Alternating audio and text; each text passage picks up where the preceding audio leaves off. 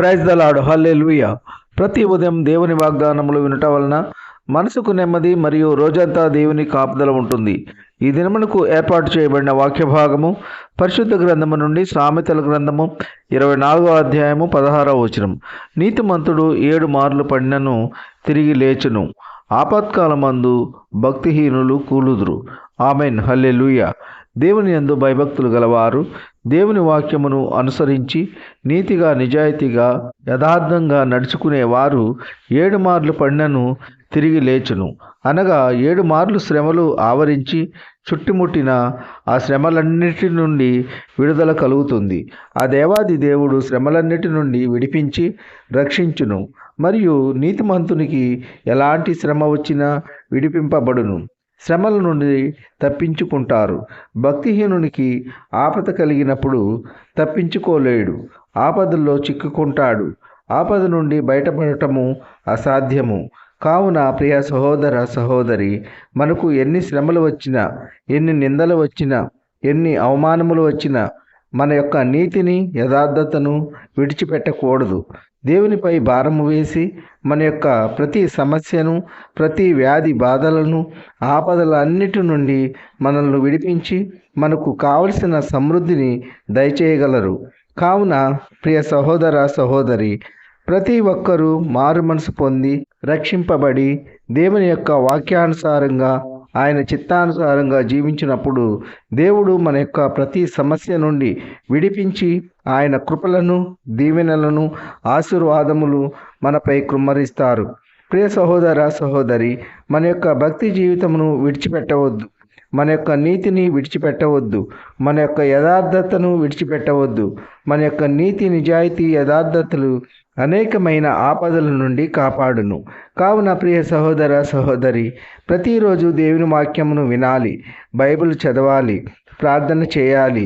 ప్రతిరోజు మనము ఎన్నో విషయాల్లో, అనేకమైన పనుల్లో మన సొంత ప్రయోజనాల నిమిత్తము బిజీ అయిపోతున్నాము. దేవుని కొరకు ఎంత సమయాన్ని కేటాయిస్తున్నాము, దేవునితో ఎంత సమయము గడుపుచున్నాము అనేది ప్రశ్నించుకుంటే నిజముగా దేవునితో చాలా తక్కువ సమయాన్ని గడుపుచున్నాము. వ్యర్థమైన వాటన్నిటికీ సమయాన్ని ఎక్కువగా కేటాయిస్తున్నాము. మనము ఎంత ఎక్కువగా దేవునితో గడిపితే అంత ఎక్కువ ఆశీర్వాదాలు, దీవెనలు ధారాళంగా దయచేయను. ఈ కొద్ది మాటలు దేవుడు దీవించునుగాక. ఆమెన్. ప్రార్థన. కృపా సత్య సంపూర్ణుడా యేసయ్య, మీ ఘనమైన ఉన్నతమైన నామమునకు వేలాది వందనాలు, స్తుతులు, స్తోత్రాలు చెల్లించున్నాం తండ్రి. మీరు గొప్ప దేవుడవు, శక్తిమంతుడు, సర్వాధికారివి, మీకు స్తోత్రములు.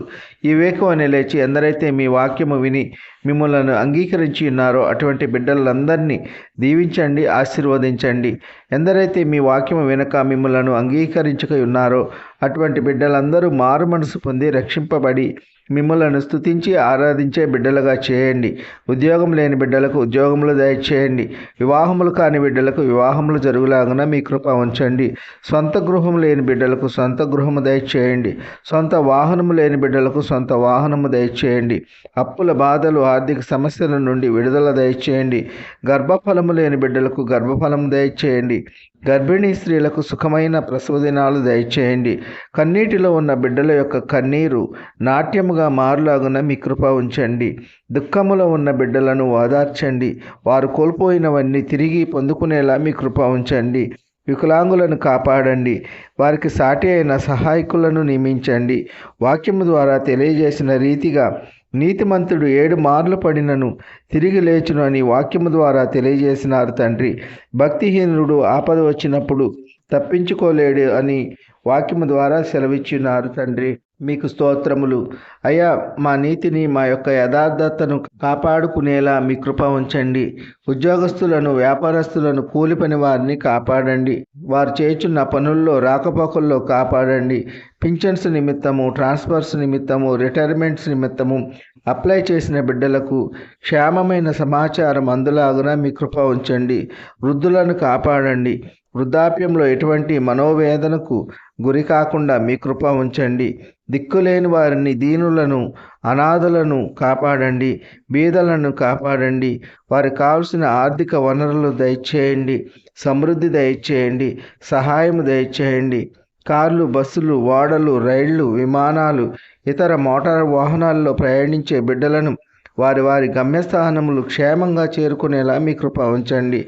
యవనస్తులను కాపాడండి. యవన కాలంలో ఎటువంటి చెడు వ్యసనములకు బానిసలు కాకుండా తల్లిదండ్రుల మాట విని మీ అందు భయభక్తులు కలిగి జీవించే కృప దయచేయండి. పిల్లలు స్కూల్కి వెళ్ళి వచ్చుచుండగా దారి ప్రయాణాల్లో తోడై ఉండండి. ఈ కొద్ది మనవులు ప్రభు అయిన యేసుక్రీస్తు పేరు వేడుకొంచున్నాం తండ్రి, ఆమెన్. విన్న వాక్యము దీవెనకరంగా ఉన్నట్లయితే లైక్ చేయండి, షేర్ చేయండి, సబ్స్క్రైబ్ చేసుకోండి. మీ సహోదరుడు Kola Daniel. God bless you.